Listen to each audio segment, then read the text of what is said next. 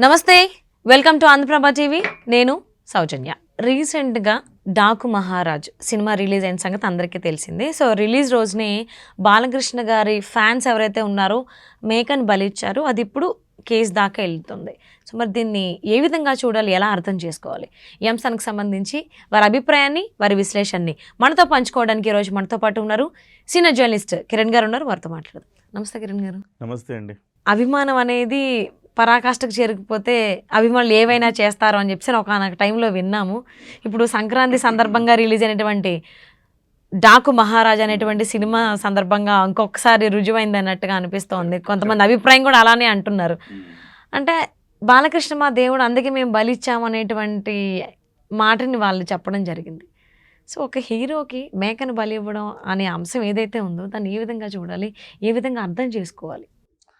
చాలా దుర్మార్గమైన అంశం ఇది. మనకి జంతు బలులు నిషేధించబడ్డాయి.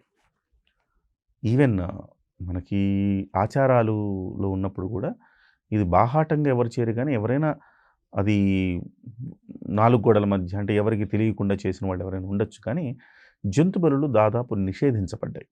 కానీ కొన్ని ఆలయాల్లో మాత్రం ఇంకా భక్తులు తప్పదు చెయ్యాలి అని గ్రామ దేవతలు ముఖ్యంగా అలాంటి చేస్తుంటారు. అది కూడా అన్అఫిషియల్గా చేస్తారు, ఎక్కడ కూడా అట్లా చేయరు. సో ఇప్పుడు మనకు జల్లికట్టు ఉంది, జల్లికట్టు నిషేధించబడింది, అయినా కానీ జల్లికట్టు జరుగుతూనే ఉంటుంది, ఎందుకంటే అది వాళ్ళ సంప్రదాయం అంటారు. అలాగే కోడి పందాలు ఉన్నాయి, అది నిషేధించబడింది, కానీ కోడి పందాలు కూడా జరుగుతూనే ఉంటాయి, మనం ఆపలేము. అది సంస్కృతి సంప్రదాయాలు. ఆ సమయమే కదా జల్లికట్టు సంవత్సరానికి ఒకసారి జరుగుతుంది, కోళ్ళ పందాలు సంవత్సరానికి ఒకసారి జరుగుతాయి. అది ఆచారం కాబట్టి, వాళ్ళ సంప్రదాయం కాబట్టి సరే మనం ఎక్స్క్యూజ్ చేసినా అది కూడా అఫీషియల్గా ఏముండదు, అన్అఫీషియల్గా వాళ్ళు చేసుకుంటారు. వీళ్ళు చూసి చూడనట్టు ప్రభుత్వాలు వ్యవహరిస్తుంటాయి. ఇది ప్రజల మనోభావాలు దెబ్బతీయొద్దు అన్న ఉద్దేశంతో. కానీ హీరో కటౌట్ ముందు బలి ఇవ్వడం ఏదైనా ఆచారమా? బుద్ధి జ్ఞానం ఉండేవాడెవడనే చేసే పనేనది. 5 పేర్లు బయటకు వస్తే 5 లోపలేసారు. మళ్ళీ అదేదో పెద్ద ఘనకార్యం చేస్తున్నట్టు దాన్ని వీడియో తీయడం, దాన్నంతా పబ్లిక్ పెట్టడము, ఇలాంటి చెత్త పనులు చేసే వాళ్ళని లోపలేసి కుమ్మి వదలాలి. రెండో వాడు ఇలాంటి పని చేయకుండా సరైన శిక్షలు విధించాలి. ఒక హీరో అభిమానులు అంటే ఎట్లుండాలండి? హీరోకి వన్నీ తెచ్చేలా ఉండాలి, అంతే తప్ప హీరోని బుక్ చేసేలా ఉండద్దుగా. సో ఉదాహరణకి అభిమానుల్లో రకరకాల అభిమానులు ఉంటారు, ప్రతి చోట అతివాద అభిమానులు ఉంటారు, కానీ కంట్రోల్డ్గా ఉండి ఇలాంటి జుగుప్సకరమైన పనులు చేసి ఆ హీరోకి డ్యామేజ్ చేయడం కదా. మీరేం ఆ హీరోకి మంచి చేయలేదు, డ్యామేజ్ చేశారు అంట. సో హీరోకు ఉండే అభిమానులు ఎలా ఉండాలి? ఇప్పుడు చిరంజీవి గారు అభిమానులు ఉన్నారు, వాళ్ళు పండగ వచ్చినా, పబ్బం వచ్చినా, చిరంజీవి పుట్టినరోజు వచ్చినా, చిరంజీవి సినిమా వచ్చినా రక్తదానాలు చేస్తారు వెళ్ళి. సమాజానికి ఉపయోగపడే పనే కదా అది. వాళ్ళు చేయడం, వేరే వాళ్ళ చేత కూడా చేయించడం, శిబిరాలు కండక్ట్ చేయడం కూడా చేస్తూ ఉంటారు. ఏ చిన్న అకేషన్ వచ్చినా ఈ రకంగా రక్తదానాలు చేసి సమాజానికి ఉపయోగపడలు చేస్తారు. అది ఎవరు చెప్పారు అలా చేయాలని? హీరో చెప్పాడు. మీరు నా కోసం కటౌట్లు కట్టడం, నా కోసం డబ్బులు ఖర్చు పెట్టడం కాదు, ఈ అకేషన్ సందర్భంగా రక్తదానం చేయండి, 10 మంది ప్రాణాలు కాపాడండి అని చెప్పాడు ఆయన. సో హీరో మార్గదర్శకంగా నిలబడ్డాడు అంటా నేను. వేరాజ్ బాలకృష్ణ గారి విషయంలో బాలకృష్ణ గారు మారాల్సిన అవసరం ఉంది. అమ్మాయి కనిపిస్తే కన్నైనా కొట్టాలా, కడుపైనా చేయాలా దగ్గర నుంచి చూస్తే అన్ని వివాదాస్పదమైన కామెంట్లు. ఇప్పుడు తాజాగా వచ్చిన డాకు మహారాజులో దబిడి అంటే హీరోయిన్ బాధేస్తున్నాడు. ఏం మెసేజ్ ఇస్తున్నాము?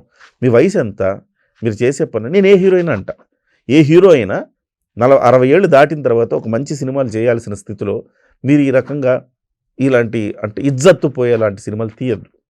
మీరు మీ వాళ్ళకి ఇలాంటి దబిడి అంటే వాళ్ళు కూడా దబిడి అని ఇప్పుడు ఒక బలిచ్చారు. సో మీరు మీ అభిమానులకి ఏం చెప్పాలి? సమాజంలో మంచి చైతన్యపరిచే కార్యక్రమాలు చేయండిరా, ఇలా చేయకూడదురా. యథా రాజా తథా ప్రజ అంటారు. నేనంటాను యథా హీరో తథా అభిమానులు అంట. సో ఇవాళ బాలకృష్ణ గారికి ఆయన కూడా ఇవాళ కొంత మార్పు చెందాల్సిన అవసరం ఇవాళ వచ్చింది అని చెప్తున్నా. ఆల్రెడీ 2 సార్లు ఎమ్మెల్యేగా చేశాడు ఆయన, ప్రస్తుతం కూడా ఎమ్మెల్యేగా ఉన్నాడు ఆయన, 3వ ఎమ్మెల్యే ఆయన. ప్రజాప్రతినిధిగా ఆయనకి మంచి సక్సెస్ఫుల్ రికార్డు ఉంది. రెండవది అన్స్టాపబుల్ అనే ఒక ప్రోగ్రాం ఆయన జీవితాన్ని మార్చిందని చెప్పాలి. ఒక సెకండ్ ఇన్నింగ్స్ ఇచ్చింది, ఆయన పరిపూర్ణంగా ఆయన వ్యక్తిత్వాన్ని మార్చింది. అన్స్టాపబుల్ బాలకృష్ణ అనగానే వాడిని కొడతాడు, వీడిని కొడతాడు, వాడిని తిడతాడు, వీడిని తిడతాడు, బాలకృష్ణ మా బ్లడ్ అంటాడు, మా బ్రీడ్ అంటాడు. ఇవన్నీ కొంచెం బాలకృష్ణ పట్ల ఒక నెగటివిటీ ఎక్కువ ఉంటుంది. అంటే ఆయనకు సంబంధించిన హార్డ్ కోర్ ఫ్యాన్స్ తప్ప బయట న్యూట్రల్ ఫ్యాన్స్ని ఆయన ఎప్పుడు మెప్పించలేకపోయాడు. బట్ ఇవాళ బాలకృష్ణ గారికి అవకాశం వచ్చింది. ఇవాళ ఫుల్ స్వింగ్లో ఉన్న హీరో బాలకృష్ణ.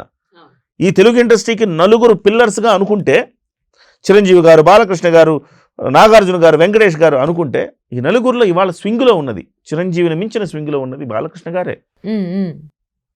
సో చిరంజీవి గారి కన్నా ఫ్లాపులు ఉంటున్నాయి, సరిగ్గా సినిమాలు ముందుకు వెళ్ళట్లా.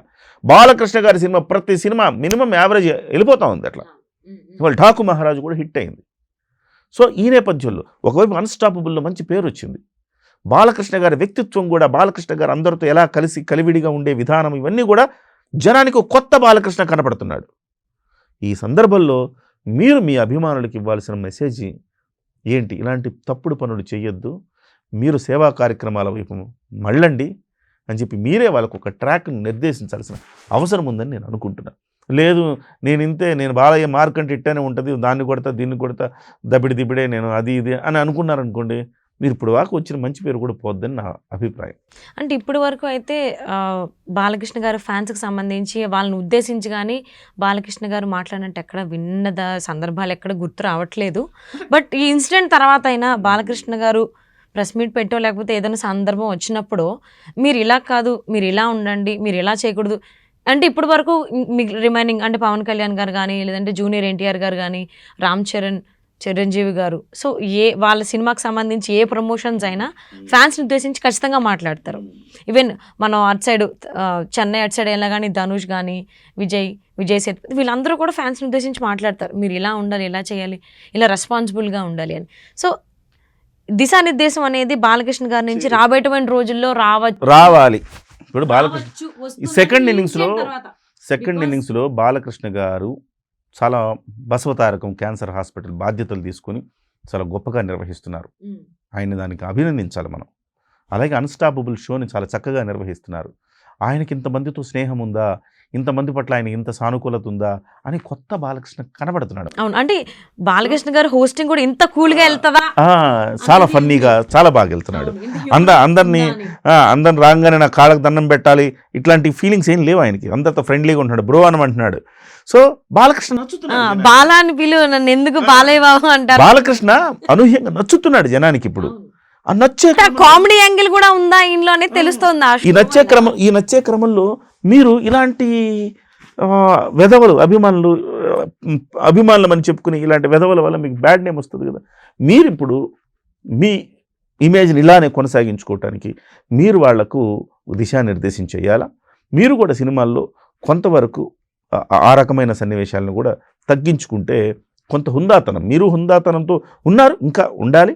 అదే సమయంలో మీ అభిమానులకు కూడా ఆ రకమైన సందేశం మీరు ఇచ్చి వాళ్ళని ఒక ట్రాక్లో పెట్టాలని మనం కోరుకోవాలంతే. తప్పకుండా అండి. Thank you Kiran. నమస్తే.